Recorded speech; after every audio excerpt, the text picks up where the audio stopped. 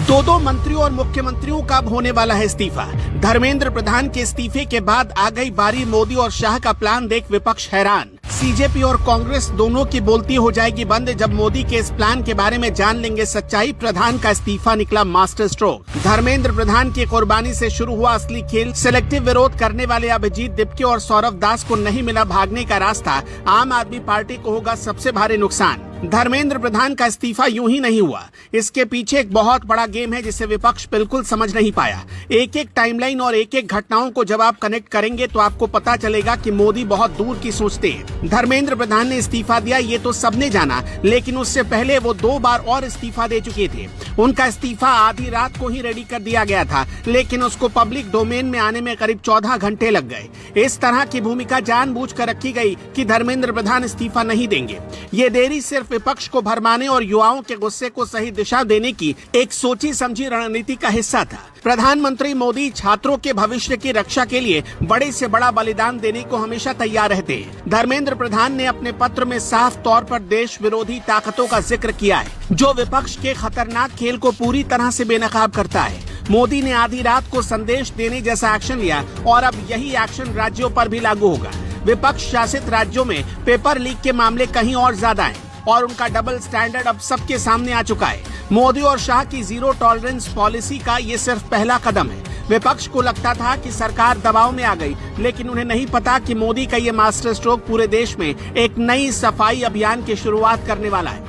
90 से ज्यादा paper leak के दावों का जवाब अब राज्यों में होने वाली इस बड़े सफाई अभियान से मिलेगा। अब असली खेल समझिए। राज्य के पेपर लीक में फंसे मुख्यमंत्रियों पर कड़ा एक्शन होने वाला है। मोदी और शाह ऐसी तैयारी कर चुके हैं जिसमें 3-3 राज्यों के मुख्यमंत्रियों को अपनी कुर्सी गंवानी पड़ सकती है। मतलब यही कि विपक्ष जो आज जश्न मना रहा है, उसकी खुशी बहुत जल्द काफूर होने वाली है, क्योंकि कुछ ही घंटों में संसद के भीतर एक नया कानून आने वाला है। वो इतना सख्त होगा कि कुछ राज्यों में जहां क्वेश्चन पेपर लीक की घटनाएं लगातार सामने आ रही हैं, वो राज्य बच नहीं पाएंगे और ना ही उनके मुख्यमंत्री बच पाएंगे। सबसे पहले निशाने पर आएंगे पंजाब के मुख्यमंत्री भगवंत मान। पंजाब में भगवंत मान सरकार के राज में फार्मेसी ऑफिसर रिक्रूटमेंट एग्जाम में बड़ा घोटाला हुआ। 3.5 लाख से लेकर 13 लाख रुपए तक में खुलेआम पेपर बिकने के आरोप लगे।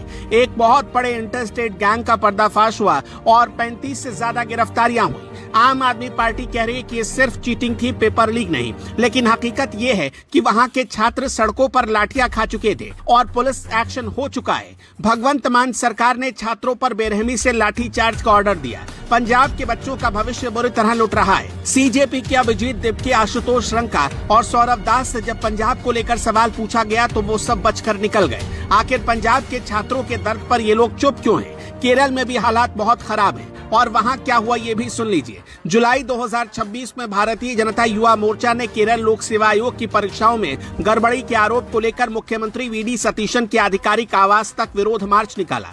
केरल में पीएससी की 26 से ज्यादा परीक्षाओं में भारी गड़बड़ी और पेपर लीक के बड़े आरोप लगे हैं। विपक्ष शासित इस राज्य में रिक्रूटमेंट स्कैम छात्रों के भविष्य को बर्बाद कर रहे हैं। लोकल एडटेक कंपनियों के जरिए लीक हो रहे हैं और परीक्षा का सिस्टम बाजार बन चुका है। वीडी सतीशन सरकार पर दबाव है।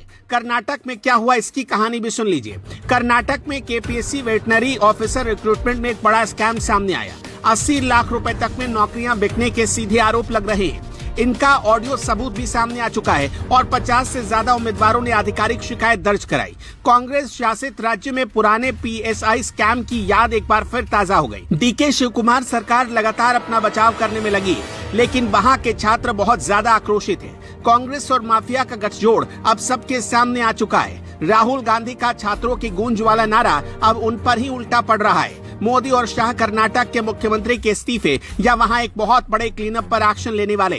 कांग्रेस के राज में मेरिट की जो हत्या हो रही है वो अब पूरी तरह से बंद होगी। कर्नाटक के युवाओं को उनका पूरा हक दिलाकर ही मास्टर स्ट्रोक पूरा होगा। सीजेपी के अभिजीत दिपके, आशुतोष रंका और सौरभ दास से कई बार ये सवाल पूछा जा चुका है कि विपक्ष शासित राज्यों में लीक पर उनका क्या स्टैंड है, लेकिन सब बार बार बचते निकले। मोदी और अमित शाह ऐसा बिल्कुल नहीं होने देंगे। उनके लिए विजन एकदम क्लियर है कि कानून सबके लिए एक जैसा होना चाहिए, न्याय सबके लिए एक तरह का होगा। नया एंटी पेपर लीक बिल एक बहुत बड़ा मास्टर स्ट्रोक बनने जा रहा है। पेपर लीक माफिया का पूरी तरह सफाया होगा। फास्ट ट्रैक कोर्ट बनेंगे और संपत्तियां जब्त होंगी। 10 साल की जेल और 10 करोड़ का जुर्माना लगेगा। युवाओं का भविष्य राजनीति से बहुत ऊपर है। प्रधान का इस्तीफा एक बहुत बड़ा बलिदान था। अब पंजाब, कर्नाटक और केरल के मुख्यमंत्रियों की बारी है। विपक्ष की खुशी बस कुछ पल की है, क्योंकि मोदी का ये कड़ा प्रहार पूरे देश को एक बहुत ही साफ सुथरा परीक्षा सिस्टम देगा। इसमें सिर्फ और सिर्फ छात्रों की जीत होगी और एग्जाम माफिया पूरी तरह हारेंगे। मोदी की इस दूरदर्शी सोच से पूरे देश में मेरिट का सम्मान वापस लौटेगा। विपक्ष को अब समझ में आएगा कि मोदी के हर कदम के पीछे राष्ट्र निर्माण का संकल्प होता है। भारत फर्स्ट का विजन अब पूरी तरह जमीन पर उतरता नजर आएगा।